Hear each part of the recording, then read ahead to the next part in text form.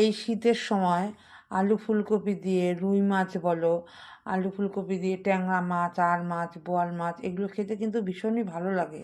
আর সত্যি কথা বলতে আমার এই এই আইটেমটা কিন্তু ভীষণই ভালো লাগে, যে ফুলকপি আলু দিয়ে মাছ হবে, সেটা কিন্তু বেশ ভালো লাগে।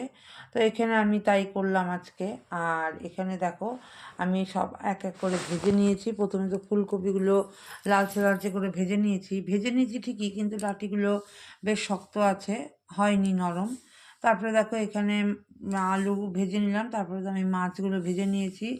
এক এক করে মাছগুলো ভাজার পরে ওই তেলের মধ্যেই আমি কালো জিরে ফোড়ন দিয়ে, তারপরে আদা কাঁচা লঙ্কা দিয়েছি। এবার পরপর মশলাগুলো সব দিয়েছি।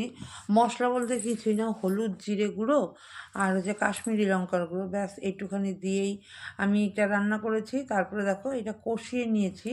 কষিয়ে নেওয়ার পরে